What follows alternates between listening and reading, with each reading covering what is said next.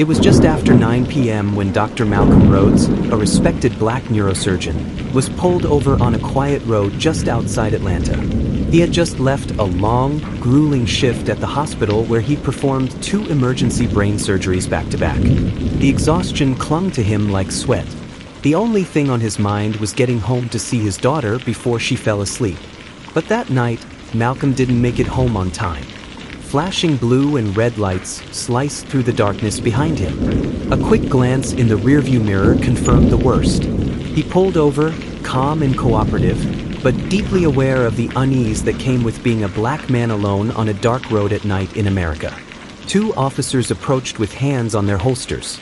License and registration, one of them barked, his voice void of basic courtesy. Dr. Rhodes handed them his credentials without protest, including his hospital ID still clipped to his coat. But they didn't even look at it. Instead, they accused him of driving a stolen car. When he asked politely for clarification, the officer drew closer and said, "You fit the description." That phrase had hunted his ancestors, and now it hunted him. What happened next wasn't just a mistake. It was a moment that would spark national outrage, uncover systemic bias, and ultimately force a public apology that no one saw coming. But before we get to that, you need to know who Dr. Malcolm Rhodes really is and how his story reflects a much bigger truth about race, success, and the invisible weight of suspicion. Dr. Elijah Carter sat still, hands at 10 and 2 on the steering wheel, his heart pounding. The flashing red and blue lights painted the inside of his BMW in rapid strobe. He hadn't been speeding. No broken taillight, no missed signal. Just a black man in a luxury car driving home after a double shift at the hospital. That was it. That was all it took. 2 white officers stepped out of the cruiser behind him. The one on the driver's side, Officer Riggs, approached briskly, his hand already resting on his holstered weapon. Elijah noticed. Of course, he noticed. A lifetime of awareness meant he could read the subtext in every twitch of a cop's hand, every flicker of suspicion in their eyes. License and registration, Riggs barked before even introducing himself or stating a reason for the stop. Elijah moved slowly. "Officer, my license is in my wallet and my registration is in the glove compartment. May I—" "Don't make any sudden moves," the officer interrupted, stepping back and drawing his weapon slightly from its holster. Elijah froze. He could feel the adrenaline spike in his chest. "I'm a doctor," he said quietly, "coming home from work. You can check my ID. I have nothing to hide." But Riggs wasn't listening. The second officer, a younger cop named Weston, circled to the passenger side, hand resting on his taser. The air was thick with tension. "Get out of the car!" Riggs shouted. Elijah complied slowly, hands visible the whole time. He stepped out, still in his scrubs, the hospital badge clipped to his chest, the scent of antiseptic still clinging to his skin. "Put your hands on the hood." "I haven't done anything wrong," Elijah said, trying to stay calm. "Please, I'm just trying to get home to my daughter." "You fit the description of a suspect," Weston added from behind. "Dark vehicle." "No, but that's all we need." Elijah's eyes welled up. The same description, the same excuse, over and over again. Without warning, Riggs grabbed Elijah's arm, twisting it behind his back. The doctor stumbled, catching himself against the hood of the car, his stethoscope falling to the pavement. "Hey, there's no need for this." Elijah tried, but before he could finish, he felt cold metal around his wrists. The cuffs were tight, too tight. People started to gather. Neighbors, pedestrians, even a woman recording from her porch. "Yo, that's Dr. Carter. He saved my nephew last week," someone shouted. Another voice chimed in, "What the hell are y'all doing? That man's a doctor." But the officers weren't listening. They shoved Elijah toward their cruiser, ignoring the crowd, ignoring his protests, ignoring the badge still clipped to his scrubs. Humiliation washed over him in waves. This wasn't just about him anymore. This was about every patient he had saved, every kid he had mentored, every ounce of dignity he had built up, being paraded in handcuffs on his own block, with kids watching. That humiliation ran deep, deeper than the bruises the cuffs left. From inside the cruiser, Elijah watched his neighbors recording with their phones. Some were crying. Others were yelling. All were helpless. "I want my lawyer," he muttered. Riggs smirked. "Sure. Once we sort this out downtown." Word spread like wildfire. By the time Dr. Elijah Carter was processed and thrown into a holding cell downtown, the video had already gone viral. A teenage girl named Asha had recorded everything from her second-story window, from the moment the cops screamed at Elijah to the second they pushed his head down into the cruiser like he was some kind of criminal. Within hours, her video had 50,000 shares on TikTok.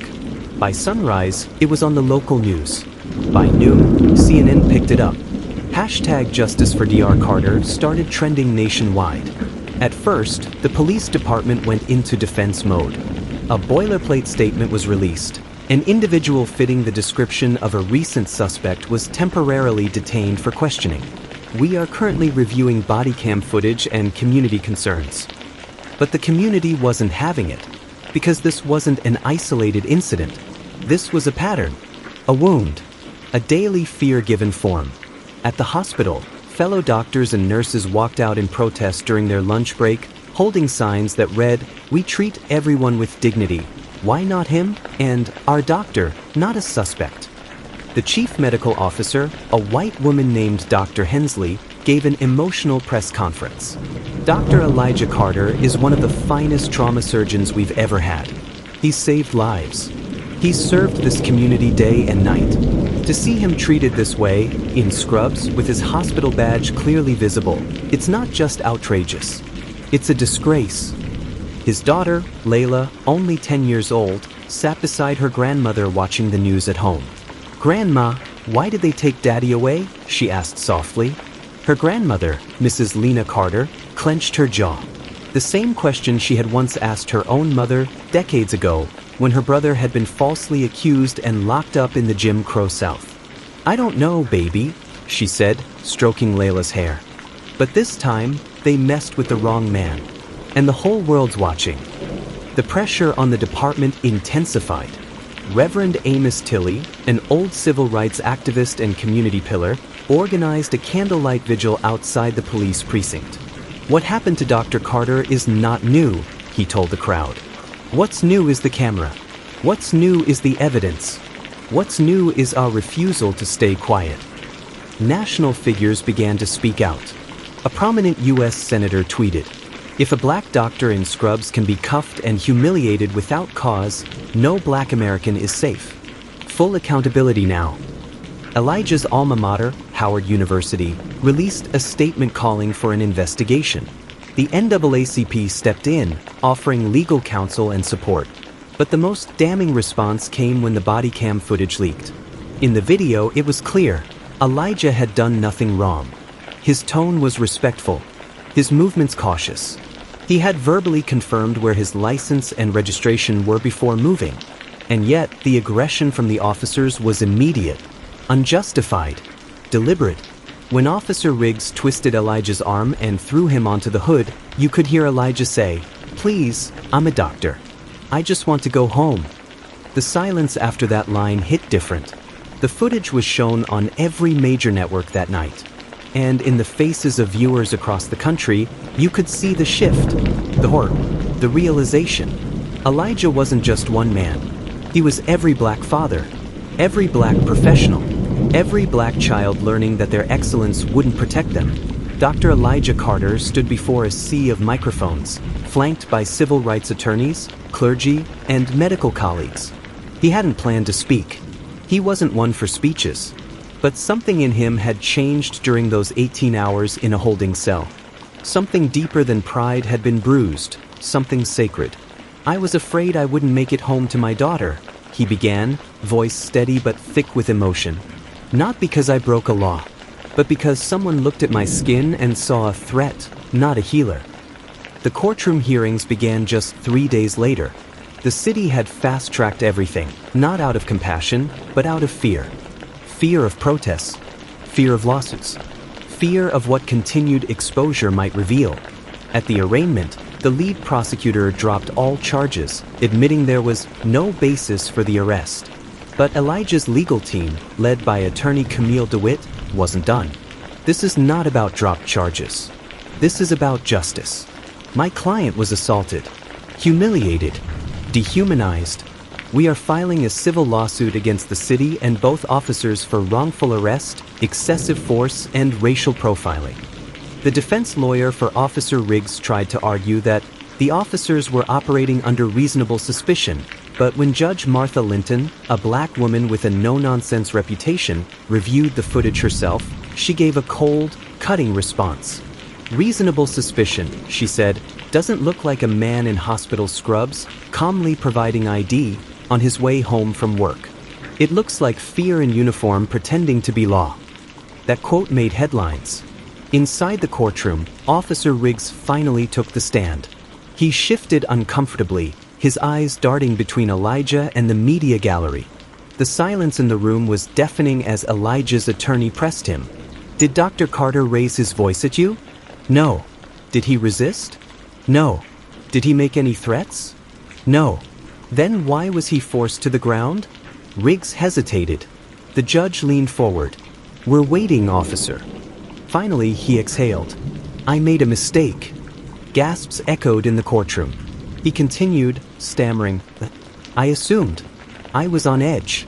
There had been reports, and I let bias take over. I see that now. The courtroom was stunned. Officer Riggs, once defiant, once shielded by his badge, had publicly admitted to profiling Elijah. It was a rare moment of accountability in a system where silence was the norm. Later that week, the chief of police issued a formal apology. Not the usual carefully crafted PR statement, but a televised press conference where he looked directly into the camera. Dr. Carter, we failed you. The very institution meant to protect you became the source of your trauma. On behalf of the entire department, I offer our deepest apologies.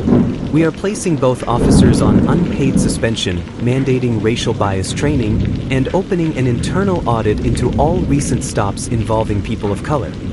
But still, the damage had been done. Elijah's medical license was intact. His record was clean, but his soul carried bruises no court could erase.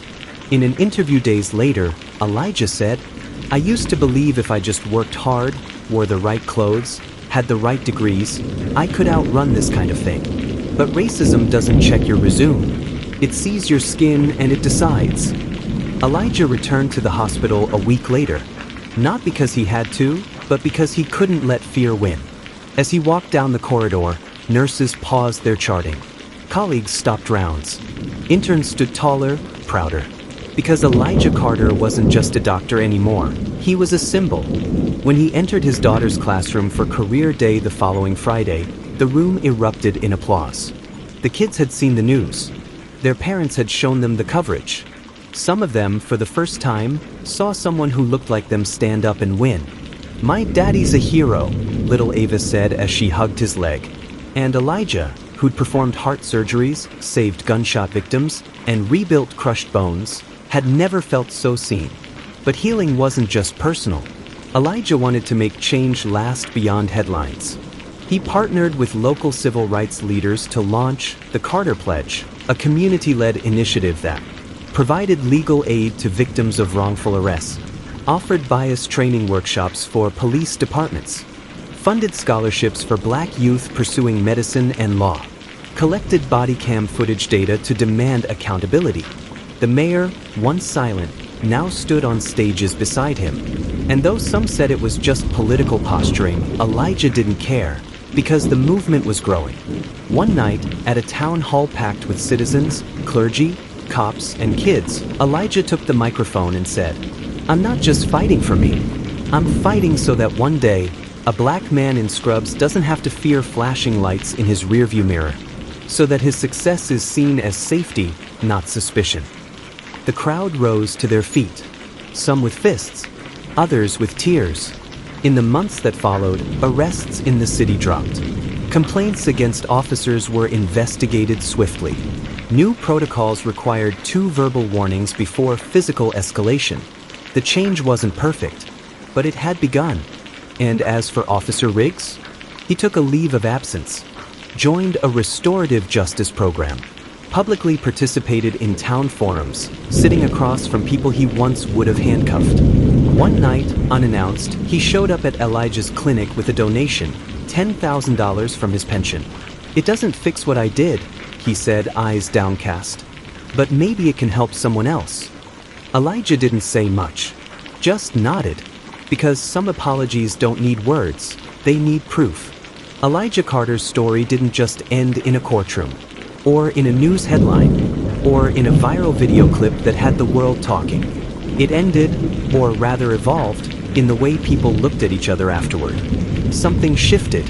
At the coffee shop, when a black man stood in line behind an officer, there wasn't tension, there was a nod, a silent acknowledgement, maybe even a conversation.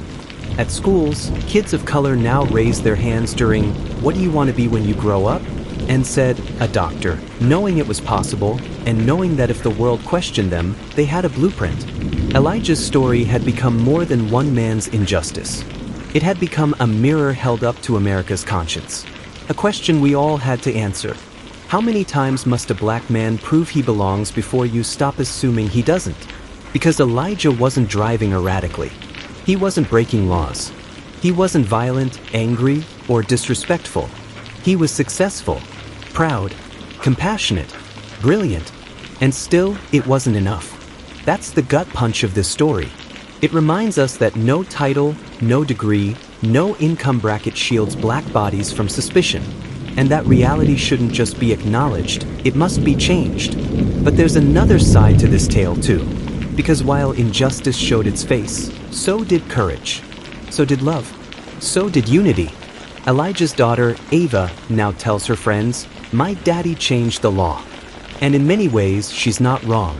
Because every viewer who watched that courtroom apology, every neighbor who joined the protests, every officer who reread their training manual that week, they were part of that change. And you? You watching this video? You're part of it too. We tell these stories not to reopen wounds, but to refuse silence. To make sure that what happened to Elijah Carter never becomes normal, never becomes acceptable, never fades into the background noise of another hashtag, another name, another loss. The legacy lives in you. So if you felt anger, channel it. If you felt sadness, remember it. If you felt hope, hold on to it. Because justice isn't just a courtroom decision. It's a daily fight, a series of choices, a legacy we must all build. One stop, one man, one moment, and the whole country had to look itself in the mirror. And maybe, just maybe, that's the beginning of something better.